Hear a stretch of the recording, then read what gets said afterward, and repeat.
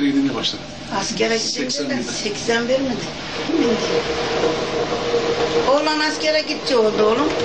Biz çok halı çözerdik, halı aktardık.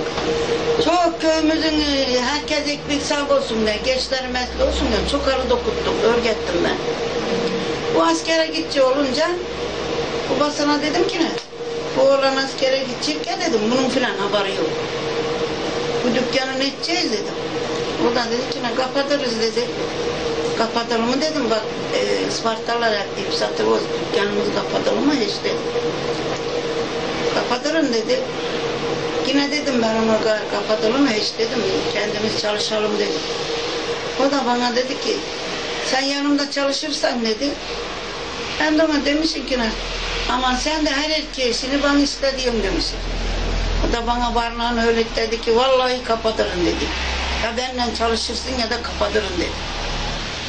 İçeriye girdim gari, oturdum, kendi kendime diyorum konu. Ben diyorum, diyorum, kadından doktor olacak, hakim olacak, savcı olacak, kaymakam olacak da diyorum. Ha bir de ben de önerim, bir de sallıyorum kendime, öf veriyorum. Ha bir de ben de lastikçi oluverim dedim. Öflüce çıktım amcana dedim ki, çalışacaksın dedim. Ah dedi o da gari. O gidince gari malzememizi yerinden hiç kaynaştırmadık oğlum. Yaptık. Öyle ya insan ne derler dağdaki kişiyi getiriyor da o bile öğreniyor deniliyor. Kendi kendimize şu şöyle oluyordu. Ali böyle yapıyordu. Babası biliyordu ya yanına girip çıkarken. Böyle öğrendik o. Siz şimdi lastik söküp takabiliyorsunuz. Ben 81'den bu yana söküp takıyorum. Her şeyi ediyorum da şimdi bunlar gar açık soya geçiveriyorum. Şey oldu mu? Seyrek gelen oldu mu? Ben oturuyorum çay may veriyorum. Sökerim, evet. Takarın oğlum. Kimi hastaneye erişeceğin der geldi yapardık. Oğlum işte böyle böyle yaptık ettik. Halen ben de... daha 74 yaşındayım. Maşallah. Dede 80 yaşında. Daha çalışıyoruz biz. Uyku duymuyoruz evde dükkana gelen oluverirkenden borç döner diye. Çalışmayı da seviyorsunuz herhalde. Seviyoruz, severek yaptığınız bir iş. Evvela iş olacak, ondan geri aş olacak. Evet. Tek kanat kalkmaz. İlla beyinle çalışacak. Sen de kaderine göre iki kişi, bir habeyi iki kişi kaldıracak oğlum.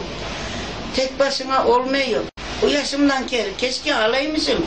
Pişmanım diyorum ben Türkiye'deki kadınların hepsini de. Alın kızım cebinizde bulunsun ehliyetinizde olun. Onlar da meslekler öğrensinler, ayakta dursunlar. İki kişi olunca bir ev alıyorsun, bir kişi oldun mu ev alamıyor. Her şey iki kişiyle olacak. Kadınlara çok çok selam söylüyorum bak. Herkes kendine göre işini tutsun, meslek etsin. Erkeğin aklıma da bizim yok mu ya?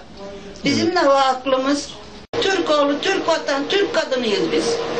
Erkek gibi çalışacağız, erkek gibi yiyip içeceğiz. Alamızı veremiz erkek gibi edeceğiz. Ha, eşimizi dinleyelim. Eşimizinle beraber. Benim başka kardeşim yok. Sabahleyin adam sabah namazından kere durmaz gelir. Evet. Kargış falan demeden gelir buraya. Bir gelen olsa bir hemen durur telefon eder. Uyutmaz. Kaka geliriz çalışırız iyi. İşte akşamına giderken erken gidiyoruz diye kavga ederiz.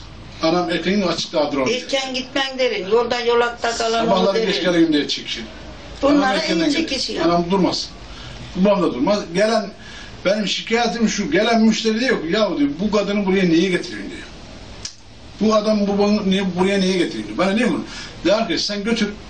Durdurabilirsen durdur bakalım diyorum ben. Yani durdur. Emekli maaşına verin babamın diyorum ben. Ya durmuyor arkadaş. Olmaz bak. Durmuyorlar.